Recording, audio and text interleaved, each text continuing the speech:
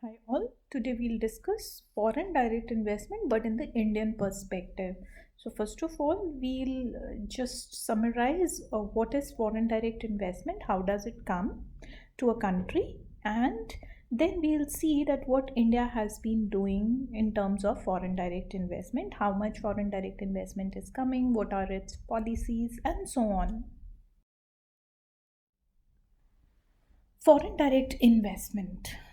That is, we have already done in the previous lecture that it is an investment made by any company or an individual in the business concern of another country with a motive to start any business in other country or to become partner or owner in the business of that other country.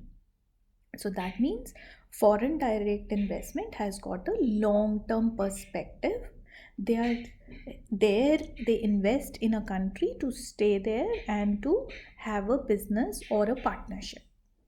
We can take an example here that, like a citizen or a company in America, when invests money into the business in India, the investment made by such American citizen or company shall be termed as foreign direct investment. Now, foreign direct investments, these are distinguished from portfolio investments in which an investor merely purchases equities of foreign based companies. So, the key feature of foreign direct investment is that it is an investment made that establishes either effective control of or at least substantial influence over the decision making of a foreign business. What are the methods of foreign direct investment? Foreign direct investments can be made in a variety of ways, including the opening of a subsidiary or associate company in a foreign country, acquiring a controlling interest in an existing foreign company, or by means of a merger or joint venture with a foreign company. Now, foreign direct investments are commonly categorized as being horizontal, vertical, or conglomerate in nature. Horizontal direct investment. So, what is horizontal direct investment?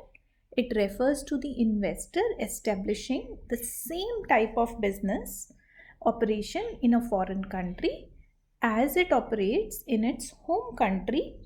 For example, a cell phone provider based in the United States opening up a store in China.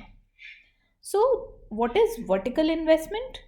It is one in which different but related business activities from the investor's main business are established or acquired in a foreign country, such as when a manufacturing company acquires an interest in a foreign company that supplies parts of raw materials required for the manufacturing company to make its products.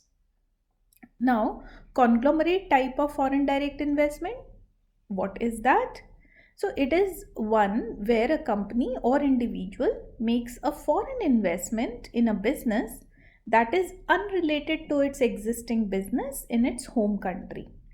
Since this type of investment involves entering an industry the investor has no previous experience in, it often takes the form of a joint venture with a foreign company already operating in the industry. Foreign direct investment in India. Now, FDI in India is the major monetary source for economic development in India. Apart from being a critical driver of economic growth, foreign direct investment has been a major non debt financial resource for the economic development of India. Foreign companies invest in India to take advantage of relatively lower wages, special investment privileges like tax exemptions, etc. For a country where foreign investment is being made, it also means achieving technical know how and generating employment. The Indian government's favorable policy regime and robust business environment has ensured that foreign capital keeps flowing into the country. The government has taken many initiatives in recent years, such as relaxing FDI norms across sectors such as defense, PSU oil refineries, telecom, power exchanges, and stock exchanges, among others. Now, foreign companies they invest directly in the fast-growing private Indian business to take benefits of cheaper wages and changing business environment of India. Economic liberalization that started in India in the wake of 1991 economic crisis, and since then the FDI has steadily increased in India. It were Manmohan Singh and PV Narasimha Rao who brought FDI in India, which subsequently generated more than 1 crore jobs. According to Financial Times, in 2015, India overtook China and the US as top destination for the foreign direct investment. In first half of 2015, India attracted investment of $31 billion compared to $28 billion and $27 billion of China and US respectively. Now, the government of India has amended foreign direct investment policy to increase FDI inflow. In 2014, the government increased foreign investment upper limit from 26% to 49% in insurance sector. It also launched Make in India initiative in September 2014, under which FDI policy for 25 sectors was liberalized further. As of April 2015, FDI inflow in India increased by 48% since the launch of Make in India initiative. India was ranking 15th in the world in 2013 in terms of FDI inflow. It rose up to 9th position in 2014, while in 2015 India became top destination for foreign direct investment. Size of Indian retail market. So if we see, the size of Indian retail sector is growing at a very fast rate. The current size of Indian retail market is around $28 billion, which is expected to reach the level of around $260 billion in 2020. Sectors where FDI inflow was on higher scale in India has been during 2014 and 15, India received most of its FDI from Mauritius, Singapore, Netherlands, Japan, and US. On 25th September 2014, Government of India launched Make in India initiative, in which policy statement on 25 sectors were released with relaxed norms on each sector. Following are some of the major sectors of foreign direct investment. The first is infrastructure. So 10% of India's GDP is based on construction activity. Indian government has plans to invest $1 trillion on infrastructure from 2012 to 2017. 40% of this $1 trillion is to be funded by private sector. 100% FDI under automatic route is permitted in construction sectors for cities and townships.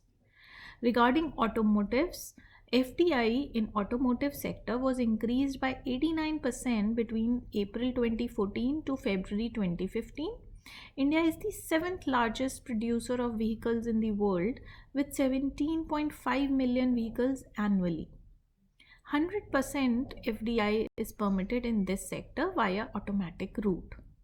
Automobiles share 7% of the India's GDP. Then we come to pharmaceuticals. So Indian pharmaceutical market is 3rd largest in terms of volume and 13th largest in terms of value.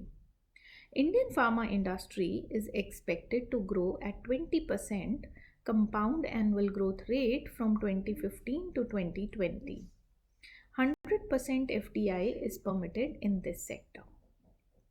Then about the service sector, FDI in service sector was increased by 46% in 2014-15. Service sector includes banking, insurance, outsourcing, research and development, courier and technology testing.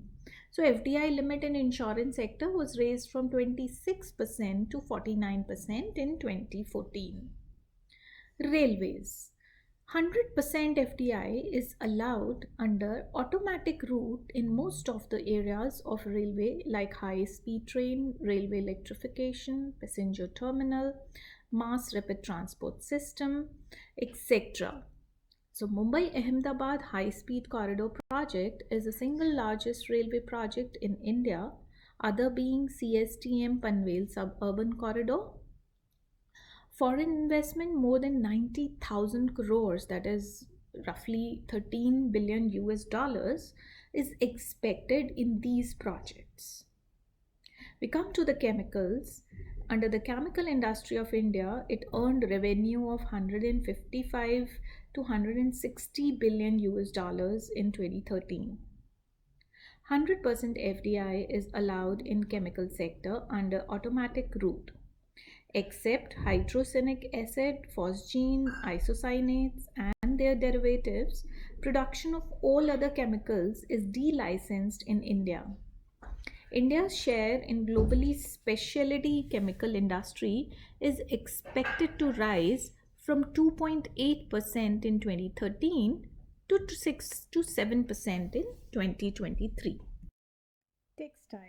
Textile is one major contributor to India's export. Nearly 11% of India's total export is textile. This sector has attracted about 1,647 million US dollars from April 2000 to May 2015. 100% FDI is allowed under automatic route. During 2013-14, FDI in textile sector was increased by 91%.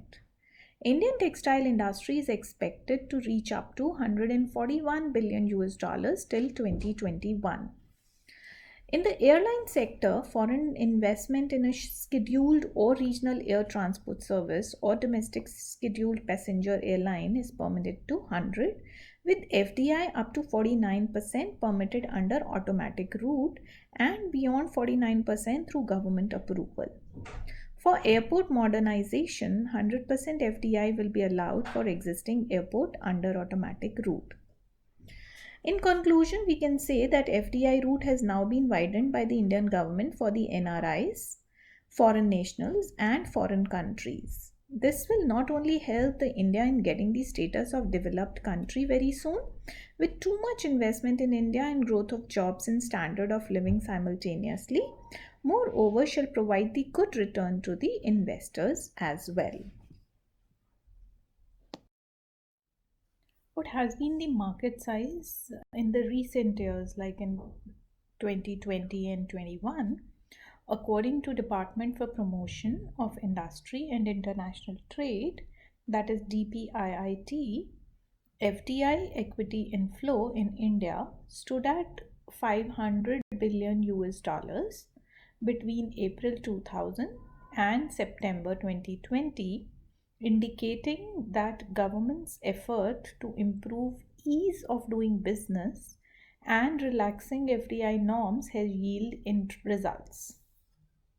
Foreign direct investment equity flows in India stood at 30 billion US dollars in 2020-21. That was between April 2020 and September 2020. Data for 2021 indicates that computer software and hardware sector attracted the highest FDI equity inflows of 17.55 billion US dollars, followed by the service sector at US 2.25 billion dollars, trading at 949 million US dollars, and chemicals that are other than fertilizers at 437 million US dollars. In 2020 and 21, between April 2020 and September 2020, India received the maximum FDI equity inflows from Singapore, that is 8.30 billion US dollars, followed by the United States at 7.12 billion US dollars, Cayman Islands, 2.10 billion US dollars. Mauritius, 2 billion US dollars. 1.49 billion US dollars with Netherlands, and 1.35 billion dollars with United Kingdom. In 2021, between April 2020 and September 2020, Gujarat received the maximum FDI equity inflows of 16 billion US dollars, followed by Maharashtra at 3.61 billion US dollars, Karnataka at 3.66 billion US dollars, and Delhi at 2.66 billion US dollars. About the investments and developments, some of the significant FDI announcements made recently are as follows. Like in the second quarter of financial year 21, total FDI inflows amounted to 28.1 billion US dollars, of which equity inflows were 23.44 billion US dollars. This boosted foreign direct inflows, equity inflows to 30 billion US dollars between April 2020 and September 2020. This has been a kind of a 15% increase on year basis compared with the same period in financial year 2020. In November 2020, rupees 2,480 crore rupees, that is 337.53 million US dollars foreign direct investment in ATC Telecom Infra Private Limited was approved by the Union Cabinet.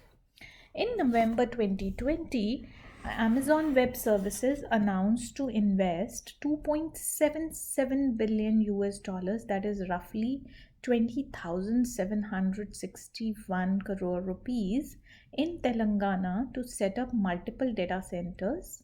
This is the largest FDI in the history of the state. Since April 2020, the government has received over 120 foreign direct investments proposals. They're worth 12,000 crore rupees, that is 1.63 billion US dollars from China. Between April 2000 and September 2020, India received 2.43 billion US dollars FDI from China. So China has been a country which has been supplying a good amount of foreign direct investment to India as well. According to data provided by Reserve Bank of India, that is a central bank, India's outward foreign direct investment, that is OFDI, in equity, loan, and guaranteed issue stood at 1.06 billion US dollars in November 2020 versus 3.51 billion US dollars in October 2020. There have been a number of government initiatives to enhance or augment the FDI flows in India. In December 2020, the government of Uttar Pradesh agreed to provide Samsung Display Noida Private Limited with special incentives to set up a mobile and IT display product manufacturing unit. Under the central government scheme for promotion of manufacturing electronic components and semiconductors, that is SPECS, Samsung will also receive a financial incentive of 460 crore rupees, that is roughly 62.61 million US dollars. Now, this project will develop a global export hub in Uttar Pradesh and will help the state attract more foreign direct investment. In December 2020, changes in the guidelines for the provision of direct to home DTH services, have been approved by Union Cabinet, enabling 100% FDI in DTH broadcasting services market. In October 2020, 16 qualifying applicants under the PLI scheme were approved by the Ministry of Electronics and Information Technology, that is MEITY, for 5 years subsequent to the base year, that is financial year 2019-20. The PLI for large scale electronics production will extend an incentive of 4 to 6% on the incremental sales of products manufactured in India to the qualifying firms. Samsung, Foxconn, Rising Star, Wistron and Pegatron are the foreign mobile phone manufacturing companies that have been approved in the mobile phone market. Under Magnetic Maharashtra 2, the state implemented core investment promotion recovery initiatives such as plug and play infrastructure, Mahajobs, Mahaparvana, Investor First Program, capacity augmentation of MIDC land banks, and dedicated country desks. This actually accelerated the economic growth and improved consumer trust, placing the state as one of the country's most preferred investment destinations, flourishing the state's industrial sector. So the most favored states where FDI flows we see are Maharashtra, Delhi, Uttar Pradesh, like we have seen, is taking certain initiatives to attract the foreign direct investment. And so all these states require and want that the foreign direct investment should come in. And they are extending various incentives to the companies abroad. Now, what are the global trends in FDI inflows? So, the global foreign direct inflows grew from 13.346 billion US dollars in 1970 to 207.36 billion US dollars in 1990 and further to 1408.53 billion US dollars in 2010. However, in 2012, the global FDI inflows fell by 18% from 1651.51 billion US dollars in 2011 to 1350.92 billion US dollars in 2012. In 1970 to 91, the FDI inflows were concentrated in a handful of developed countries. What were those countries? Those were United States, Canada, United Kingdom, and Japan. In 1974, the developed economies received 90% of global FDI inflows. Now, this trend has undergone a change, with developing economies accounting for 52% of global FDI inflows. The absolute amount of FDI inflows going to developing economies has also shown a rising trend. Like for example, it has increased 34.762 billion US dollars in 1990 to 702.82 billion US dollars in 2012. Within the group of developing economies, the countries which are relatively developed have received the major chunk of FDI inflows. Very little FDI has gone to low income countries except for China and India. Among the top 20 host economies in 2012, United States saw the biggest inflow of FDI amounting to 167.62 billion US dollars. China bagged the second place, receiving FDI inflows to the tune of 121 billion US dollars. Three developing economies, that are China, Hong Kong, and Brazil, ranked among the 5 largest recipients in the world.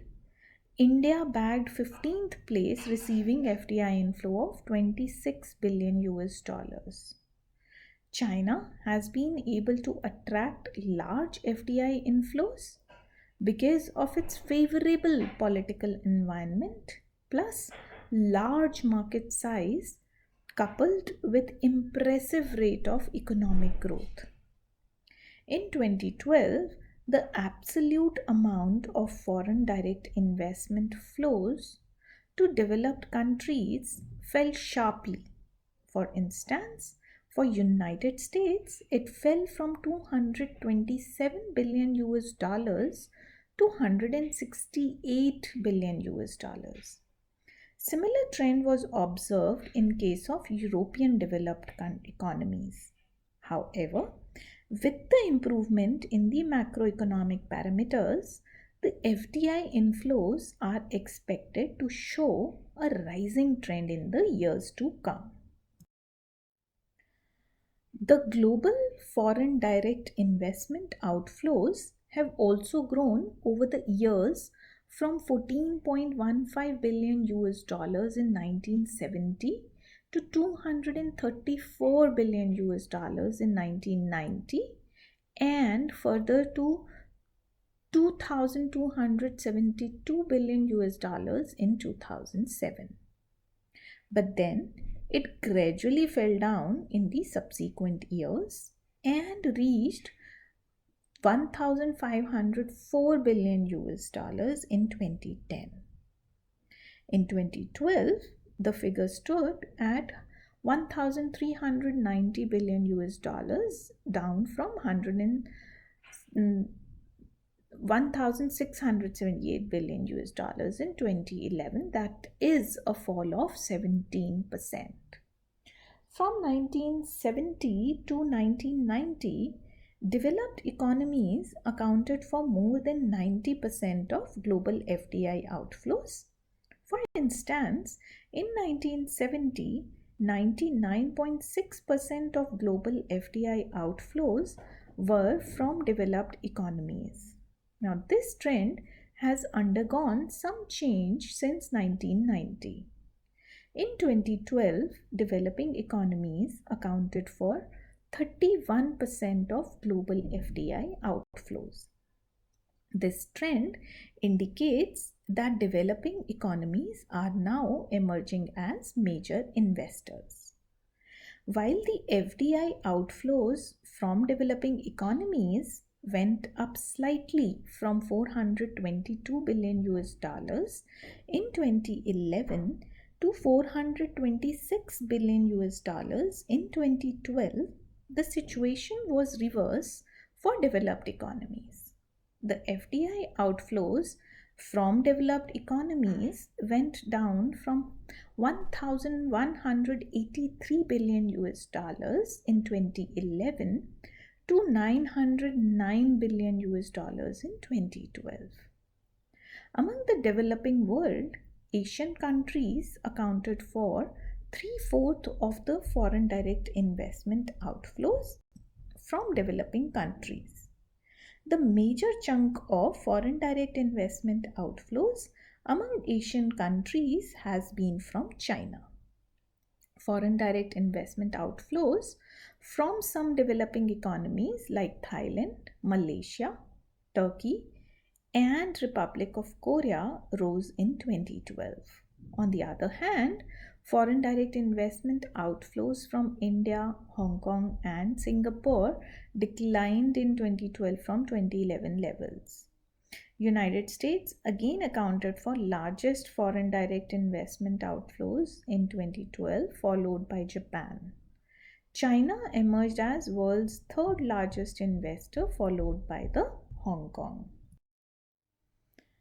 Now, what has been the road ahead? What India thinks and what it perceives as its future? India is expected to attract foreign direct investment of 120 to 160 billion US dollars per year by 2025, according to Confederation of Indian Industries and Ernst& Young report.